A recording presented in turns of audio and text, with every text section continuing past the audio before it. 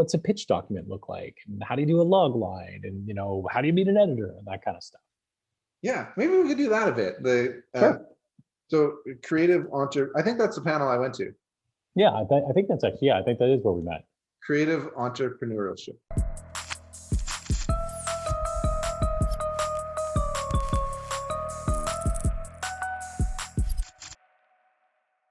Hey guys, welcome to Inside Comics with George McHale. Today my guest is CONOR McCREERY. Thanks What's so much. up? Hey guys, ladies, gentlemen, carbon-based life forms of all descriptions. Really quick, if you like this content, please subscribe and tell a friend about it. So CONOR is a writer who's known for working on Kill Shakespeare, Adventure Time, Assassin's Creed, and his newest series is called The Last Witch from Boom, released through their Boombox division. Thanks so much for being on the show. And we actually met a few years ago in Calgary. You were doing a panel there about creative entrepreneurship. And I'm wondering, I found that panel like really fascinating. So I was wondering if you could kind of talk a little bit about the things that you talked about on your panel. For sure, for sure. I mean, first of all, thanks, George, very much for having me on.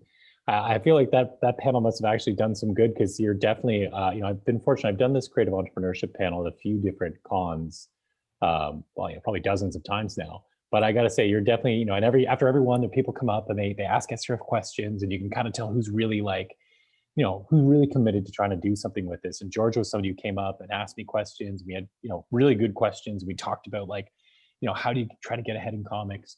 And of course, for those of you who are watching this channel, that George has got ahead in comics and has a bunch of comics to his own name. And so, not that you're like a pupil of the McCREERY school, but I like to feel in a small way that, maybe I helped, be a little bit of a step stool to just take you to that next level. And then you climb the ladder the rest of the way all by yourself. So yeah, the creative entrepreneurship, the way I kind of look at it, when people think about comics, it's really an industry, especially in the last couple of years, where, the old days of you wrote a comic or you drew a comic and you kind of sent it to all the publishers, and then, they held your fate in your hands.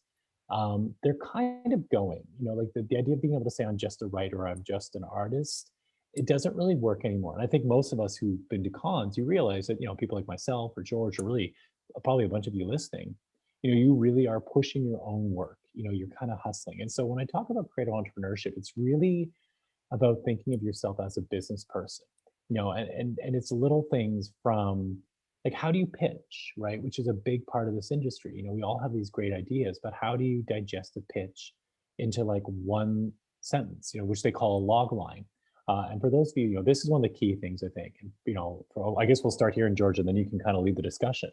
But like a log line is, it's that classic thing that you used to see in a TV guide back when those existed, where it says, the hero must try to do this, to defeat the evil that. Right. And that's really what you're trying to come up with for any idea you have, is how do I put it as simply as possible? Like Kill Shakespeare was, all of Shakespeare's characters are in a battle against each other to either save or kill this mysterious wizard named William Shakespeare. And so let you know, okay, all the characters, what were they trying to accomplish?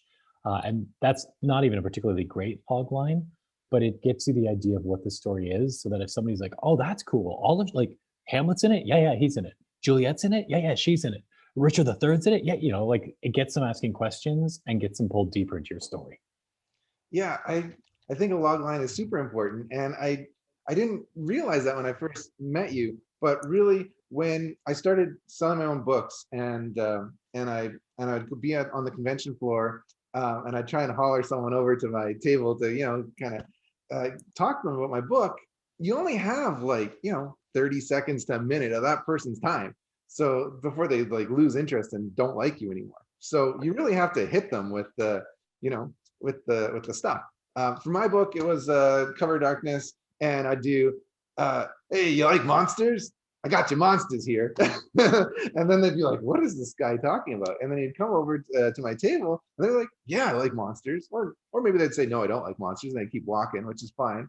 And then I'd describe my book, and it'd be like, so my book is kind of like Game of Thrones meets Universal Monsters. and it's about a family in medieval Romania. They get separated from each other. Oh no, right? And they encounter all these like, terrible villains. And then I just hand them the book and let them look at it. So having that like 30-second log line is super important, I think, not just for customers, but also when you're trying to describe your book to an editor or a potential publisher. They want to know that you're able to sell. Yes, for sure. And I would say I would even take it even farther back. I would say a log line is actually super important to you as a writer. I highly recommend to people who are writers out there, when you're starting a project, try to figure out what the log line is really quickly. Because I think what happens to a lot of us as writers is we've got a lot of ideas, right? And stories go in a bunch of different directions. But if right from the beginning, like George just said, like, it's about a Romanian family who gets separated, and they meet a bunch of, and they're going to be dealing with a bunch of like monsters. It like would help George from being like, the question is like, oh, is this about the family being pulled apart or brought together? And if a scene isn't either pushing the family farther apart, or setting that up or bringing them closer together, for George as a writer, he can sit there and be like, oh, you know what? That's not the scene for this book. And I think it's a huge thing because, it's so hard sometimes to really decide on what your story is going to be. Because in a weird way, I think, almost to me at least, you feel like, oh, I'm losing all these possibilities. And it's true, but you're giving yourself a very clear sandbox to play with to be creative. And I think, like if I said to George, or, if I was like, George, tell me a story. But if I was like, George, tell me a story about a young woman trapped in a space station with her pet monkey. Okay, well now George can sit there and be like, okay, and I'm going to get a story to George way quicker by giving him the sandbox to play in than I will if I just say, tell me a story. And so I think that's, a logline, it's not just about the sales, although it's so, like you're right, George, it's so valuable for that.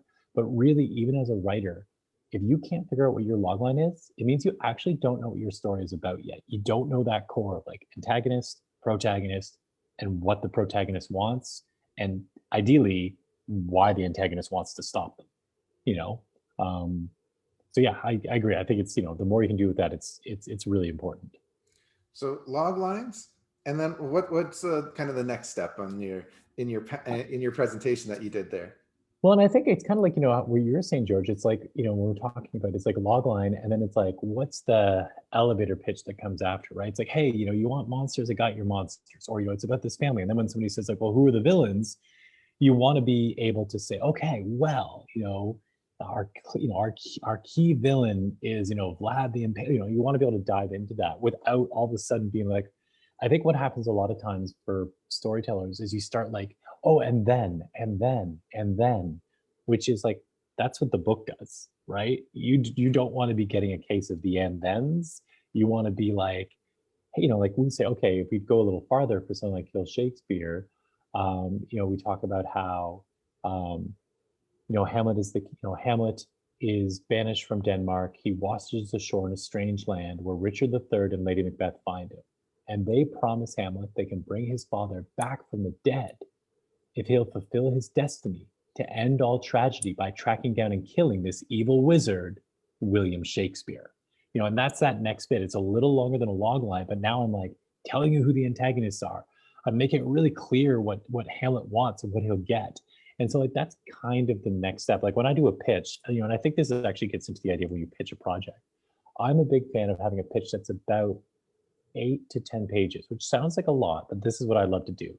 I have a first page where I have my title, and I love, ideally I've got some cool art, like with my logo, like, because a logo is such an important thing when you're doing a book, because it's how do I see it on the shelves? Then my next page is just a log line. And then my page after that. So that's all it is in the next page. All they do is they read 15 words. And if I can't get them to turn the page, well, at least I haven't wasted their time. Then the next page I have is I have that short paragraph, like that slightly longer paragraph.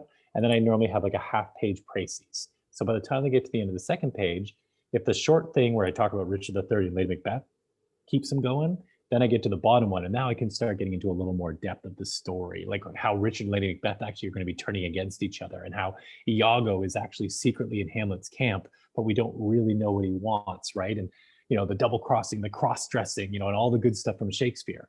And then once I've got that, the next thing I do, when you turn the page, I give you 4 or 5 pages of art, and I try to come up with a moment in my story that really reflects what the whole story is about. And then after that, I like to do just maybe another 4 or 5 pages where I just have character sketches and I have maybe 1 or 2 paragraphs with each character.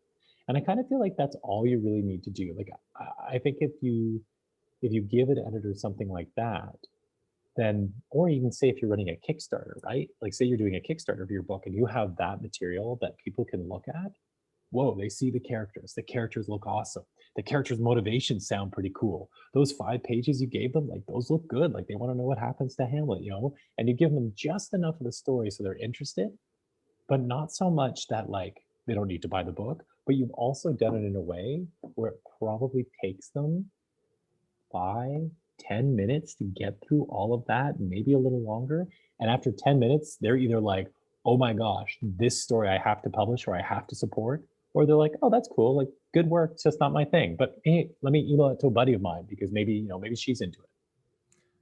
Yeah, you almost lost me when you said 8 pages, but the way you broke it down, I'm like, no, I can see that because you've got the log line, you got the elevator pitch, you got, and lots of art. It sounds like, and concept art. People love concept art too. Yes.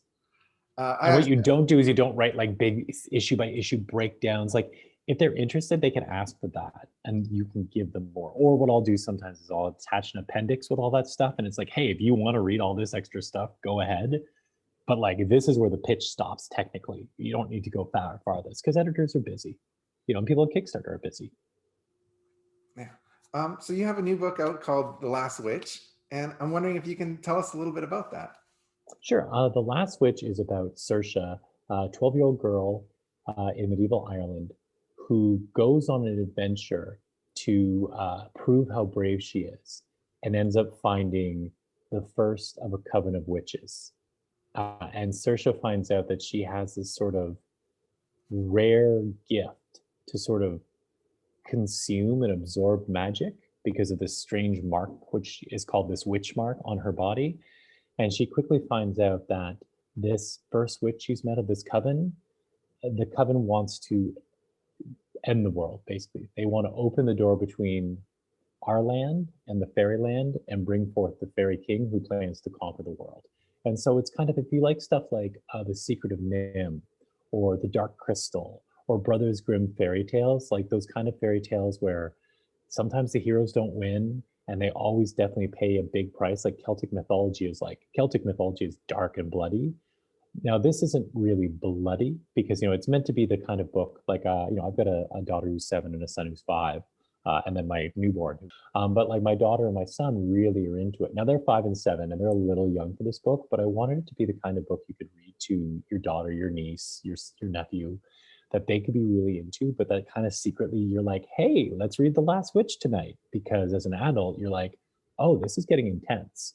And yeah, it's kind of an intense book, you know, for what's supposed to be a kid's book. But I'm a big fan of when you're doing like fantasy adventure for younger readers, you want it to be that little bit too scary so that as a reader, they're kind of nervous that it's not going to work out okay. Because I think that's what makes you really stick to a tale. I think for a lot of us, you know, we remember those stories that we were maybe a little too young for in some ways, and they stick with you because they just, you know, they get you. And so yeah, that's kind of what we're hoping to go with. I'm working with a fantastic artist by the name of V Glass, whose work on the book is absolutely exquisite, and Natalia Nestorenko is doing colors and she is exceptional, and we've got an Eisner winner, Jim Campbell doing lettering.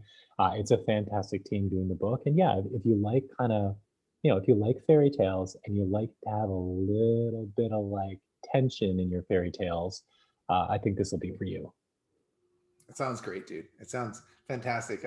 My daughter's 8 and I'm just loving like kind of consuming, you know, Disney movies and fantasy and all these sort of things, and anything that like really holds my attention, I love, right? And I'm sure you know as a parent too, there's like I get excited about like when a new Disney movie comes out or a new Pixar movie, but then there's the other kinds where it's like a slog and you're like, oh boy, this one was just made for the kiddos, and you know those ones are kind of hard to sit through, and it's really nice to have that entertainment that is, you know, for you and for the younger ones, right? That kind of hits all ages, like really hits all ages.